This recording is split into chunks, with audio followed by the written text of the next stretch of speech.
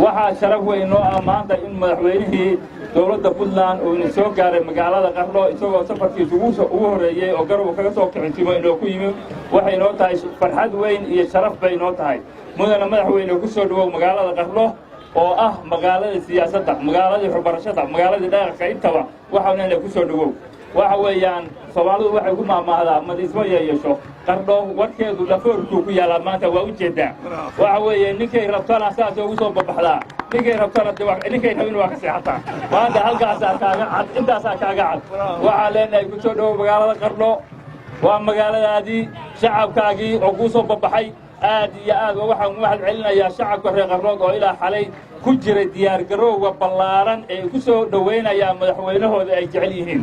rabbil alamin wa salatu wa salam ala rasulillah wa ala alihi wa ashabihi ajma'in madaxweynaha dawladda Puntland mudane Saciid Cabdullaahi Deni golaha xukuumadda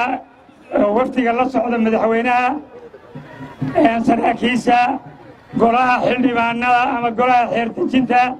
iyo dhammaan bada saxaafadda dadweynaha sharafta leh ee reer Karkaar mudane madaxweyne intaanu ma aha Qardho kaliya reer Karkaar oo dhan baa isugu yimi 8 degmada waa dhan yihiin waxaanu ku salaamaynaa salaanta islaamka assalaamu calaykum waraxmatullaahi wabarakaatu mudane madaxweyne ummadii reer Puntland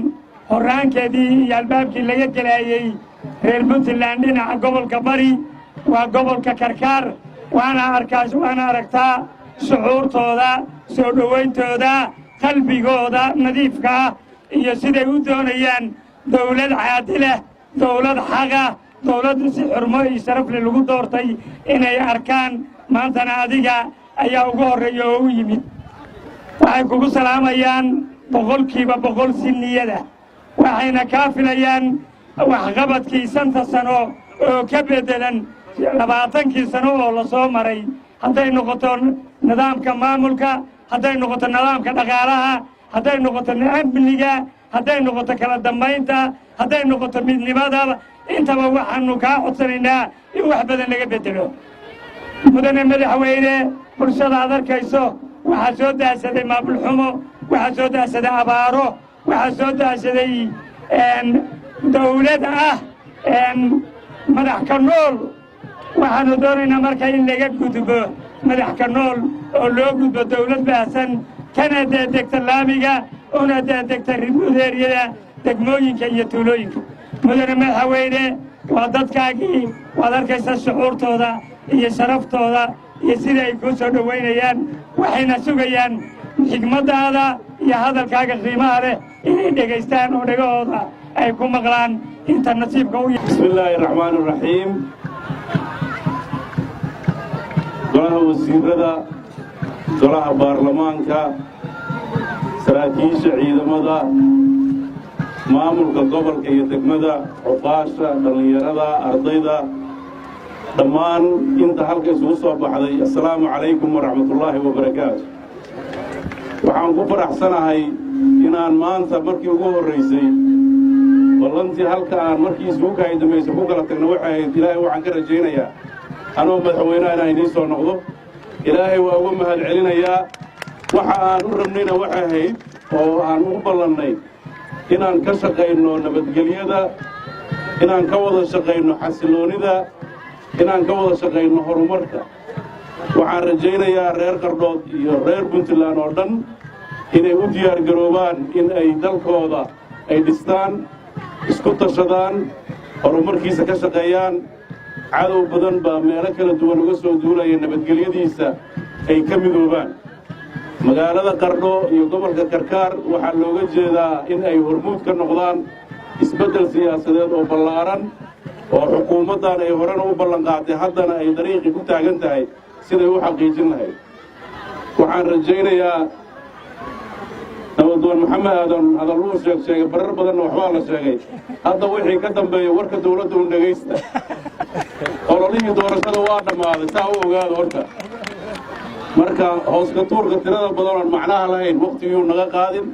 inaan hore u soconnaan u baahannahay inaan ummaddeenna dhisannaan u baahannahay waxaa kaloo u diyaargarowdaan doorasho xor ah oo xalaala oo qof walba uu ka qayb gelayo qardhana waxay ka mid tahay meelaha ugu horreeya ee la rabo in laga qabto doorashada dawladaha hoose marka hore marka xigana doorasho baahsan ballanta dawladdan ay qaaday waxaa u weyn nabadgelyada markay ka shaqayso waxaa ku xiga dalka inay nidaamkiisa siyaasiga beddesho oo dhinaca doorashooyinka ay xoog ka saarto waxay kaloo aad ugu dadaali doontaa inay waxqabad muuqda oo ku wajahan bulshada inay la soo gaarto waxaan ku faraxsanahay wasiirrada hadda ila socda iyo wasiirrada kaleetaba muddadii yarayd ee la jiray howlaha baaxadda leh ay qabteen iyo dadaalka weyn ay rabaan inay wax uga beddelaan nidaamka maamulka waxaan rajaynayaa hadallada iyo wadatashiga iyo xog waraysigu waa noo dhiman yahay waxaan si gaara uga mahad celinayaa ardada reer qardhood oo runtii maanta isku soo bax ballaaran muujisay waan uga mahad celinayaa waa intii soo qabanqaabisay soo dhowayntaan baaxadda leh oo aan ka mudnayn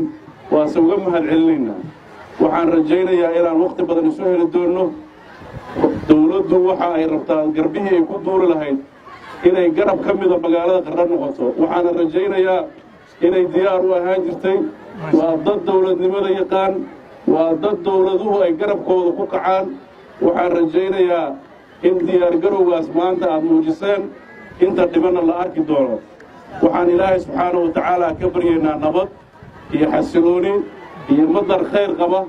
jiilaal adag baa lagu jiraa waxaan ilaahay uga baryayaa ummadda soomaaliyeed guud ahaan iyo gaar ahaan reer puntland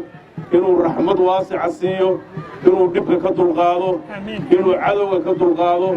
in cuqdadda iyo xasadka dhexdooda ku jira ilaahay uu ka saaro in dad meel u wada jeeda ay noqdaan inay horumarkooda ka shaqeeyaan in ay gacmaha isqabsadaan oo ay noqdaan dad walaalo ah dadka taagta yar dareema isu gargaara ilaahay waxaan ka rajaynaynaa markaan gacmaha u horsanno oo xumaanta iska dayno ilaahay raxmaddiisa waa helaynaa inaynan ku caasiyin nicmad ilaahayga uuna siiyey ee nabadgelyada inaan ugu xamdi noqonno inta dhimanna ilaahay inaan weydiisanno kulaylka faraha badan ee dadka reer puntland iyo soomaaliha iyo ilaahay waxaan rajaynaynaa inuu ka dulqaado waan idiin mahad celinayaa mar labaad iyo mar saddexaad waana wada joogaynaa insha allah waana wada kulmi doonnaa aad baad u mahadsantihiin wasalaamu calaykum waraxmatullahi